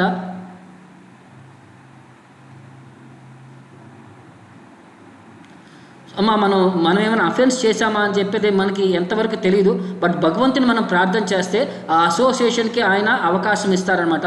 ఎందుకంటే అసోసియేషన్ అనేది ఫిజికల్ అసోసియేషన్ ఉండాల్సిన అవసరం లేదు. మీరు బుక్కులు చదివినా సరే, ఇప్పుడు బుక్ చదివారనుకోండి, ఆ ఆథర్తో మనం అసోసియేట్ చేస్తున్నాం. ఆ విధంగానే మనం ప్రభుపాద వారితో అసోసియేట్ అవ్వాలంటే ఆయన లెక్చర్స్ ఉన్నాయి, ఆయన క్లాసెస్ ఉన్నాయి, ఆయన బుక్స్ ఉన్నాయి, ఆయన కాన్వర్జేషన్స్ ఉన్నాయి. వీటన్నిటిలో మనం అసోసియేట్ చేసామంటే మనం ప్రభుపాద వారితో అసోసియేట్ చేసినట్టే. మీకు ఫిజికల్ అసోసియేషన్ ఎక్కడైనా కష్టం అనిపించినా సరే ప్రభుపాద వారితో అసోసియేట్ చేసి మీరు మన జీవితాన్ని మనం ఫెసిలిటేట్ ముందుకు తీసుకెళ్లే కొద్దీ గురువు కృష్ణ మన హృదయంలో పరమాత్మ కింద ఉంటారు. వాళ్ళు మనకి ఫెసిలిటేట్ చేస్తుంటారు, how we can go forward అని చెప్పి వాళ్ళు మనకి బ్లెస్ చేస్తారు మన సిన్సియారిటీ సీరియస్ని చూసుకొని. చూడండి, సేవ చేయడానికి ఎక్కడైనా రెస్ట్రిక్షన్ ఏం లేదు. బట్ ఇక్కడ ఏంటంటే బ్రహ్మచారి ఆశ్రమం అనేది మనకి లేడీస్కి మనం ఫెసిలిటేట్ కరెంట్గా చేయలేకపోతున్నాం కాబట్టి వాళ్ళు చాలామంది కూడా లేడీస్ ప్రాక్టీస్ చేస్తుంటారు. బట్ వాళ్ళ ఇంటి నుంచి ప్రాక్టీస్ చేయమని చెప్తాము. ఎందుకంటే వాళ్ళ యొక్క సెక్యూరిటీ సేఫ్టీ అనేది మనం ఒక భావాన్ని మనం అర్థం చేసుకొని మనకి కరెంట్గా ఆ ఫెసిలిటీస్ మనం ప్రొవైడ్ చేయలేము కాబట్టి మనం వాళ్ళని డిస్క్రిమినేట్ అయితే ఏం చేయట్లేదు. ఎందుకంటే ఆత్మ యొక్క అది మొగ ఆడ అని చెప్పి ఆత్మకి వ్యత్యాసం లేదు, అందరికీ ఆ ఫెసిలిటీ అవకాశం ఉంది. కాబట్టి మన సంస్థకి అంటే సంస్థలకి వాటి యొక్క ఫెసిలిటీస్ని బట్టి మనకి కొన్ని చోట్ల లేడీస్కి సపరేట్గా ప్రాక్టీస్ చేసే లేడీస్ బ్రహ్మచారి ఆశ్రమం ఉంటుంది, లేకపోతే జెంట్స్కి వాళ్ళ బ్రహ్మచారి ఆశ్రమం ఉంటుంది. ఇక్కడ ఫెసిలిటీ అయితే ప్రొవైడ్ చేయడానికి ఉంది. కొన్ని చోట్ల లేకపోతే వాళ్ళ ఇంటి నుంచి ప్రాక్టీస్ చేయమంటున్నాం. We don't discriminate between men or girls అని చెప్పాలి, అంటే బాయ్స్ ఆర్ గర్ల్స్ అని చెప్పి we should not discriminate. Ekadashi fasting ఎంత చేయకపోతే ప్రాబ్లం ఏమైనా ఉందా అంటే, ఏకాదశి అనేది భగవంతుడి వైపు నుంచి మనం తీసుకునే చిన్న తపస్య. ఆ తపస్య ద్వారా మనం భగవంతుని సాటిస్ఫై చేయడానికి ప్రయత్నిస్తున్నాం. ఎంతమంది ఋషులు గొప్ప గొప్ప వాళ్ళంతా కొన్ని కోట్ల సంవత్సరాలు ధ్యానం చేస్తూ భగవంతుని పొందడానికి వాళ్ళు ప్రయత్నం చేశారు. కానీ ఈ కలియుగంలో మనం అంత చేయలేం కాబట్టి ఈ చిన్న చిన్న తపస్సులు, రామనవమి రోజు మనం ఉపవాసం చేయటం, ఏకాదశి రోజు మనం ఉపవాసం చేయడం, సంవత్సరం మొత్తంలో లెక్కేసుకుంటే 26 ఏకాదశులు, తర్వాత మనకి గౌర పూర్ణిమ అని చెప్పి, నరసింహ జయంతి అని చెప్పి, శ్రీరామనవమి అని చెప్పి, జన్మాష్టమి అని చెప్పి అలా లెక్కేసుకుంటే ఇంకొక 10, 15, 20 ఉంటాయి.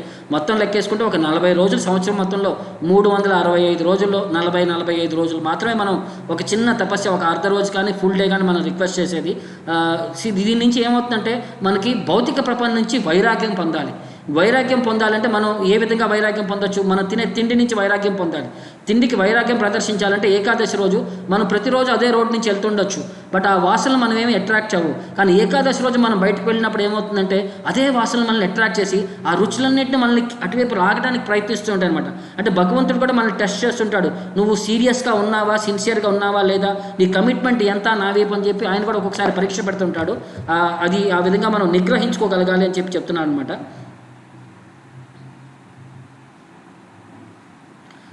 16 రోజులు జపం చేయటం, ఏకాదశి ఫాస్ట్ చేయటం, గౌర్నిత వర్షిప్ చేయటం, ఇవన్నీ కూడా మనకు చాలండి. దాంతోపాటు మనం ఆధ్యాత్మికంగా మనం భక్తి అంటే ప్రభుపాద వారి బుక్స్ చదువుతూ మనం డివోటీస్ అసోసియేషన్ కనుక మెయింటైన్ చేయగలిగితే మనలో సిన్సియారిటీ సీరియస్నెస్ పెరిగినప్పుడు తర్వాత మనం కమిట్మెంట్ అనేది ఇస్తే మనం ఎష్యూర్డ్ మనం will go back to God అని అంటారు. ప్రభుపాద వారు అంటారు, 1 life time for Krishna you surrender, assurance is me, I will take you back to God అని అంటారు. సో ఆచార్య మనకి ఎష్యూరెన్స్ ఇచ్చారు కాబట్టి మనం మన కమిట్మెంట్ మన వైపు నుంచి ప్రయత్నించాలి. మన కమిట్మెంట్ మనం నిలబెట్టుకుంటే ఆచార్య కృష్ణ వాళ్ళ కమిట్మెంట్ వాళ్ళు నిలబెట్టుకుంటారు. So next, how do we fix in devotional service in spite of so many deviations. ఈ డీవియేషన్స్ అనేవి అనేసరికి మన పూర్వజన్మలో మనం చేసుకున్న కర్మలు ఉంటాయండి, అవి మనల్ని డైవర్ట్ చేయడానికి ప్రయత్నిస్తూ ఉంటాయి. మన ఫోకస్ని మనం ఎప్పుడు మనం అటువైపు వెళ్ళినా సరే మన నిశ్చలం మనసు అనేది చంచలంగా అటు ఇటు తీసుకెళ్ళిపోతూ ఉంటుంది. దాన్ని మనం వెనక్కి తీసుకొని రాగలగాలి. అలాగే ఈ టెస్టింగ్ టైమ్స్లో కూడా మనల్ని నువ్వు ఎంత కమిట్మెంట్గా ఉన్నావా, నువ్వు అటు ఇటు వెళ్ళిపోతావా అంటే మన సిన్సియారిటీని భగవంతుడు టెస్ట్ చేస్తుంటాడు. ఆ సమయంలో కనుక మనం కమిట్మెంట్ చూపించగలిగితే దెన్ ఎష్యూర్డ్ మనం ముందుకు వెళ్ళొచ్చండి. అంటే మనం జపం చేస్తున్నామండి, జపం చేస్తున్నంత మాత్రాన మనకి కోపం మనకి తగ్గిపోతుందా అంటే ఈ స్వభావం అనేది మన కోపంలో ఉంటుందండి. బట్ ఆ కోపం వస్తుంది అని చెప్పి మీకు నిగ్రహించుకునే కెపాసిటీ అని మనకి తెలుస్తుంది. అరే నేను అంటే ఆ సమయంలో కాకపోయినా సరే నేను అన్నెసరీగా కోప్పడ్డానే, నాకు చాలా అంటే బాధపడే ఒక సిచ్యువేషన్ మనం వస్తుంటామండి. సో దాని నుంచి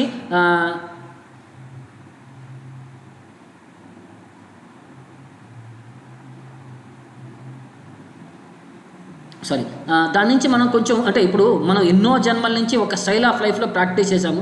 సడన్గా 2 ఏళ్ళు నేను ప్రాక్టీస్ చేశాను, జపం చేస్తున్నాను, నేను ఎన్నో జన్మల యొక్క ఆ మనస్తత్వాన్ని స్వభావాన్ని నేను వదిలేయగలనానంటే అది చాలా కష్టం అవుతుందండి. సో అది ప్రాక్టీస్ మేక్స్ మ్యాన్ పర్ఫెక్ట్ అని అంటాడు. సో ఆ ప్రాక్టీస్లో మనం కొంచెం ఆలోచించాలి, అది నేను ఆ యాంగర్ని కౌంటర్ చేయడానికి నేను చేస్తున్నానా, లేకపోతే జస్ట్ జపం చేసి నా స్వభావాన్ని, ఇప్పుడు జపం చేసాం 2 గంటలు ఉంది, తత్మా 22 గంటల్లో మనం ఎలా వ్యవహరిస్తున్నాము అవి కూడా మనం చాలా జాగ్రత్తగా చూసుకోవాలి. ఎందుకంటే మనం తినే భోజనం గురించి, మనం అసోసియేట్ చేసే జనాల గురించి, మనకుండే అలవాట్లను బట్టి కూడా ఈ గుణాలన్నీ కూడా మనకు వస్తుంటాయి. అవి కూడా మనం జాగ్రత్తగా తీక్షణంగా చూస్తూ ఉండాలి. ఇప్పుడు కోపాన్ని పెంచే కొన్ని వస్తువులు ఏమైనా ఉంటే వాటిని మనం అంటే సాత్విక ఆహారం తినాలి. మనం జనరల్గా కోపాన్ని తగ్గించుకోవాలంటే సాత్వికమైన అసోసియేషన్ చేయాలి. ఇవన్నీ చాలా ఇంపార్టెంట్ అండి. జస్ట్ జపం చేసామని చెప్పి అనగానే వేరే డ్యూటీస్ మనం ఫాలో అవ్వకపోతే అవి మనల్ని డిస్టర్బ్ చేస్తూ ఉంటాయి. ఈ ఇస్కాన్ హరే కృష్ణ మూమెంట్ గురించి కన్ఫ్యూషన్ ఉందయ్యా అంటే ఒక చిన్న భేదం ఉందండి రెండింటి యొక్క ఎగ్జిక్యూషన్లో. అది ఇంకొకసారి నేను మాట్లాడతాను. లేకపోతే ఒక చిన్న 1 లైనర్ చెప్పాలంటే, ప్రభుపాదుల వారు చనిపోయేటప్పుడు చివరికి ఆయన ఏం చెప్పారంటే, ఒక 11 మందిని నా తరపున రిప్రజెంటేటివ్స్ కింద నేను ఎస్టాబ్లిష్ చేస్తున్నాను, వాళ్ళని రిత్విక్స్ అని అంటారు. వీళ్ళందరూ నా తరపున నా ఇన్స్టిట్యూషన్ని వ్యవహరిస్తూ నా శిష్యులకి వాళ్ళు గైడెన్స్ ఇస్తూ ఒక సీనియర్ అసోసియేట్స్ లాగా హెల్ప్ చేస్తూ ముందుకు తీసుకెళ్ళాలి అని చెప్పి వాళ్ళు ఒక పాయింట్ పెట్టారు. సో దాని తర్వాత కొంతమంది దాన్ని ఏమంటారంటే, అది ప్రభుపాదుల వారు ఉన్నంత వరకు మాత్రమే ఆ వీల్ వ్యాలిడ్ అవుతుంది, వాళ్ళు చనిపోయిన తర్వాత ఈ 11 మంది గురువులు అయ్యారు అని చెప్తారు. బట్ మేము అంటే హరే కృష్ణ మూమెంట్లో మేమేమంటామంటే వాళ్ళందరూ గురువులు కాదు. ఒక పీఠాధిపతి అనేది ప్రీవియస్ పీఠాధిపతి నెక్స్ట్ పీఠాధిపతిని సెలెక్ట్ చేసుకోవాలి. అది ఆ తత్వం అనేది ఇంపార్టెంట్. ప్రభుపాదుల వారు ఎవరిని సెలెక్ట్ చేయలేదు. సో మేమేమంటాం వాళ్ళందరూ కూడా సీనియర్ గైడ్స్ మాత్రమే అంటాం, వాళ్ళ యొక్క గురువు పొజిషన్ మేము యాక్సెప్ట్ చేయము. సో దానికోసం చెప్పి చిన్న వ్యత్యాసం ఉంది వాళ్ళకి మనకి. సో అసోసియేషన్ అనేది we are also trying to gain by all of your questions. దీనివల్ల ఏమైందంటే మేము చదువుకుంది కూడా అది ఏ విధంగా మేము సార్థకత చేసుకుందాం అనేది మీలాంటి వాళ్ళు క్వశ్చన్లు అడుగుతుంటేనే మాకు దాని యొక్క సిన్సియారిటీ, సీరియస్నెస్ అనేది మేము మమ్మల్ని కూడా ఎంకరేజ్ చేయడానికి మాకు ఇది ఒక ఆపర్చునిటీ అనమాట. So thank you very much for all of you coming forward.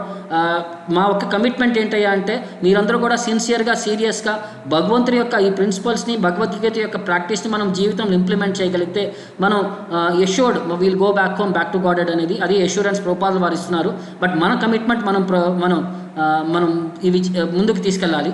Okay, last question, onion and garlic ఎందుకు అవాయిడ్ చేయాలి? ఎందుకంటే ఈ రెండు కూడా రజోగుణం, తమో గుణంకి సంబంధించినవి అండి.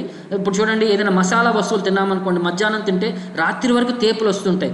ఆ తేపులు వచ్చినప్పుడు మనకి అది ఆటోమేటిక్గా మనకి భగవంతుడి యొక్క తత్వాన్ని నుంచి అది డైవర్ట్ చేసేస్తుంటాయి ఆనియన్, గార్లిక్ అనేది. ఇంకోటి ఏంటంటే ఇవి ఒక చిన్న స్టోరీ ఏం చెప్తారంటే వేదాల్లో ఇవి ఆవు యొక్క శరీరం నుంచి ఉద్భవించినవి అంటారు. గార్లిక్ వచ్చేసరికి ఆవు యొక్క గిట్టల కింద వస్తుంది, ఆనియన్ వచ్చేసరికి ఆవు యొక్క మాంసం నుంచి వచ్చిందని అంటారు. ఎందుకంటే మనం ఒక్కొక్క లేయర్ ఆవు యొక్క కలియుగంలో ఏంటంటే జనాలందరూ ఆవును తింటూ ఉంటారు కాబట్టి వాటి యొక్క ప్రతిరూపం ఈ ఆనియన్, గార్లిక్ అనేది ఆ విధంగా చెప్తూ వాటిని మనం అవాయిడ్ చేయాలి అని చెప్పి ఒక స్టోరీ చెప్తారు. Some other opportunity I will try to narrate the story. ఇవాళకి టైం మనకు అయిపోయింది. Thank you very much. Hare Krishna.